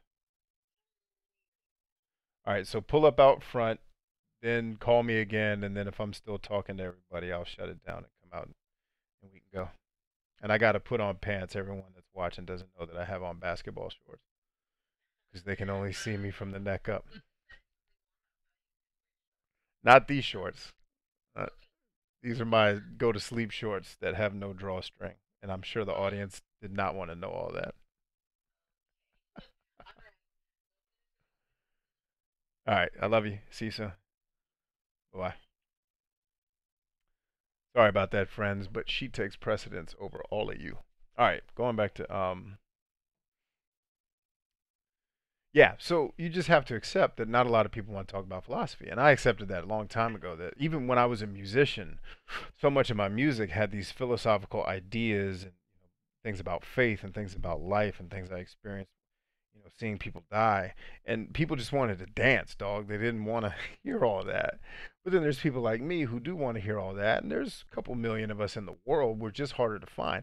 And by the way, we don't hang out on YouTube looking for it.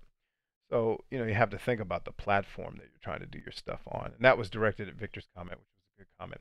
All right, I'm going to try to get through these comments really quickly and then I got to get up out of here. And if any of you are interested, let me go ahead and post this now.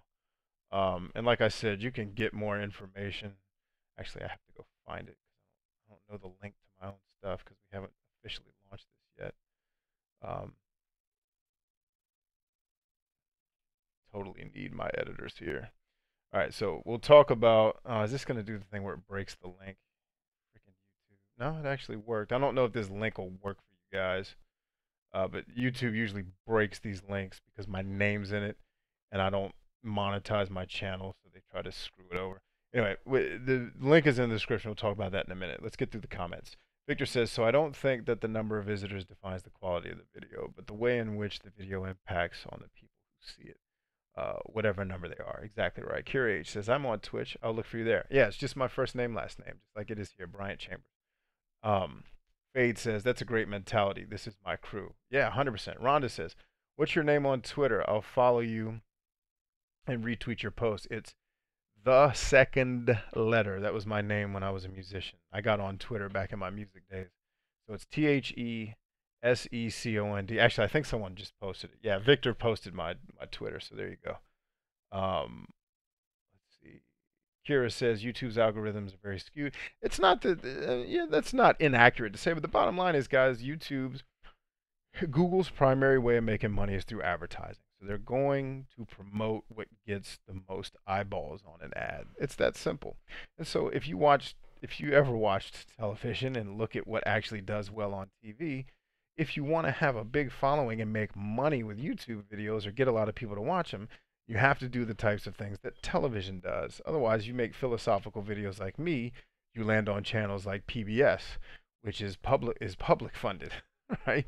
There's not a lot of ads going up on PBS, right? So you just have to know what you're playing the game for.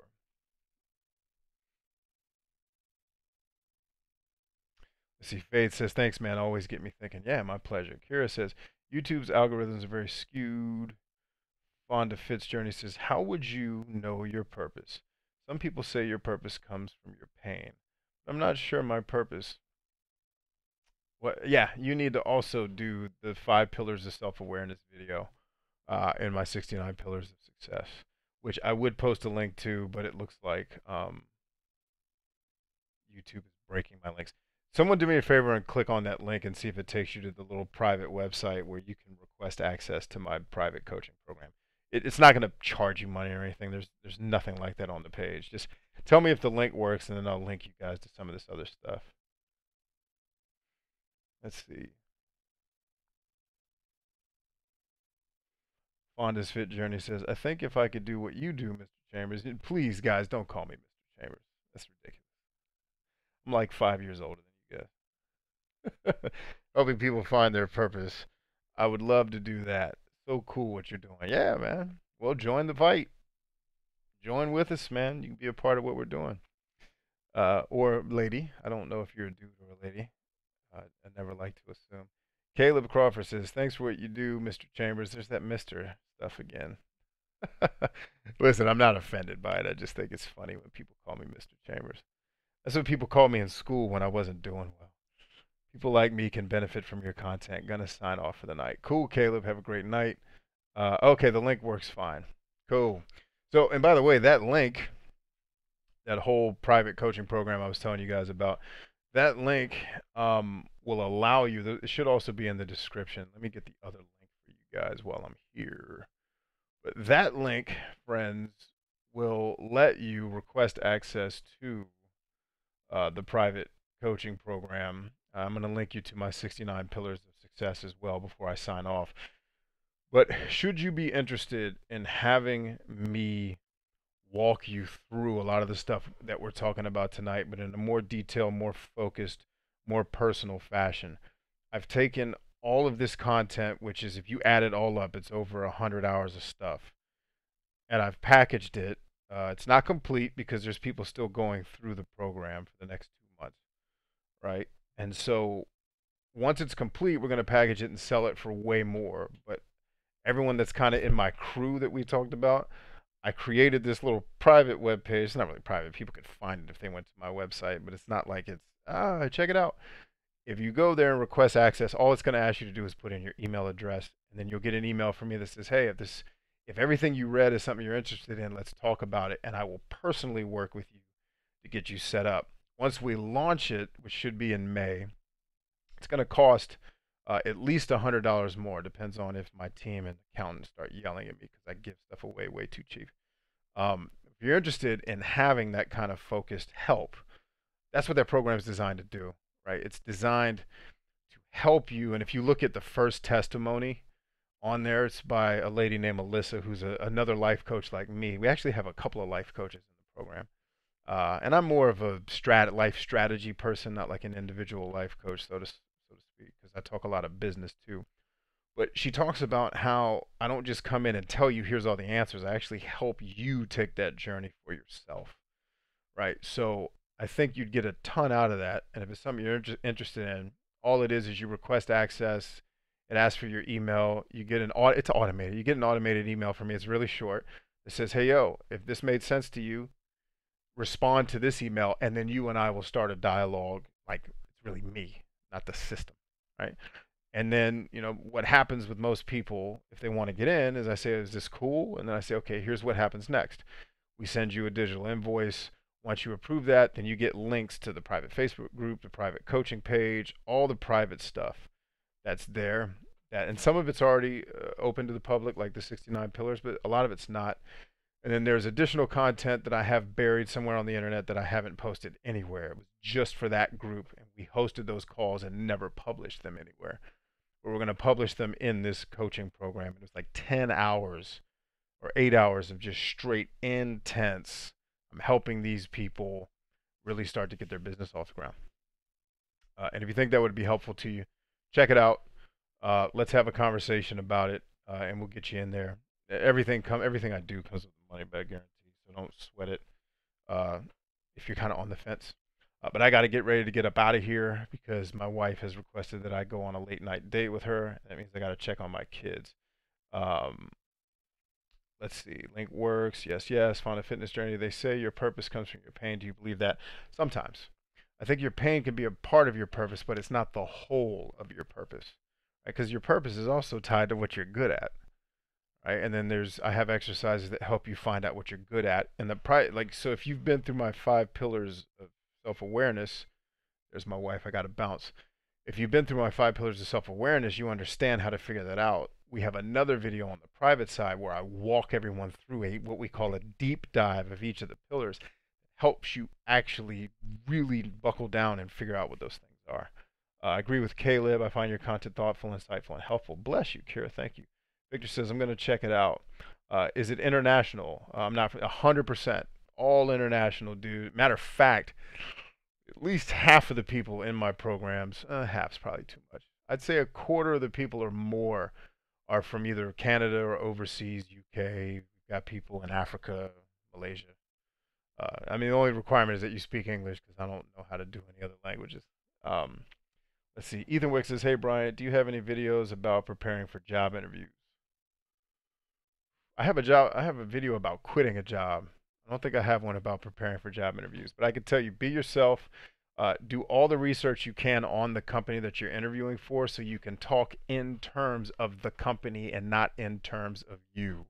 That is the number one trick. Okay. Let's see. Kira says subscribe. Fade says thanks for the stream and advice. Have a great night. Yes, sir. Thanks, Fade. I'll see you on the other side, brother. Victor says cool. Captain Chizuria says have a nice one, dude. Thanks for everything. Cheers. And friends, I'm logging off. But before I do, there's your link to the 69 Pillars of Success. Highly recommend, whether you want to get into the private coaching program or not. This is actually one of the bonuses we offer in the private coaching program. It's free for you. Check it out. It is a life-changing program. It's 100% free. I designed it to be that way. Uh, and more to follow, man. I love you guys much. Remember always that we are stronger than I. See you on the next one.